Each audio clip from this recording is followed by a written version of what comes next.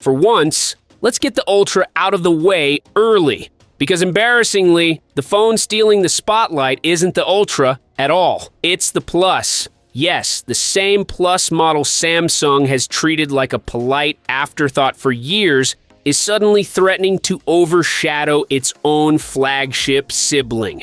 For months, leaks agreed on one painfully predictable detail. The Galaxy S26 Plus would stick to its familiar 6.7-inch display. Safe, dull, middle child energy. The phone you buy when you can't justify the Ultra but don't want the base model. Then a fresh report dropped and blew that narrative apart, claiming Samsung may inflate the S26 Plus to a ridiculous 6.9 inches.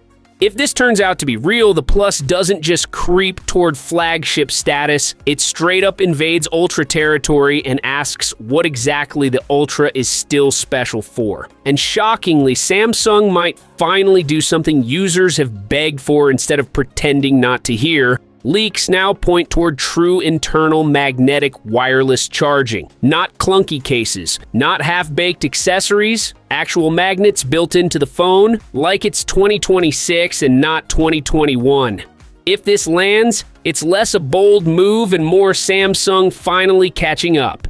The camera situation is equally revealing. Earlier leaks lazily claimed the S26 Plus would once again recycle the same sad 10-megapixel 3x telephoto lens. Because why improve non-Ultra cameras when marketing says people won't notice? Now newer chatter, thanks to Tech Informer, suggests Samsung may bump it to a 12-megapixel sensor. It's not revolutionary, but it's embarrassing that this even counts as news. Either someone messed up early specs, or Samsung reluctantly accepted that a $1,000 phone shouldn't feel stuck in 2019. Charging tells an even uglier story. The regular Galaxy S26 is apparently still trapped at 25 watts because consistency matters more than progress. Meanwhile, leaks say the Ultra could finally jump to 60-watt wired charging, smashing Samsung's beloved 45-watt glass ceiling.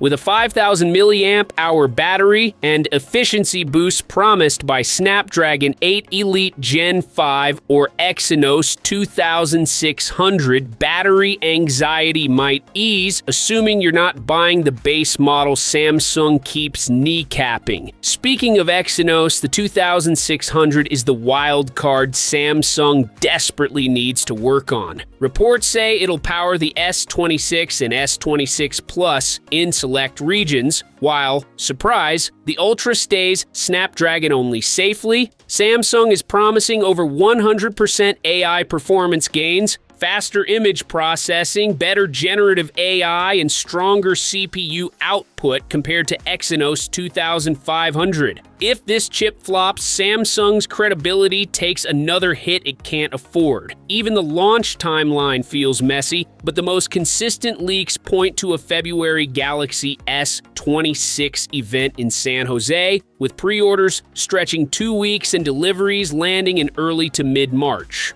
Pricing is expected to stay painfully familiar, with the S26 Plus hovering around $1,000 depending on the region.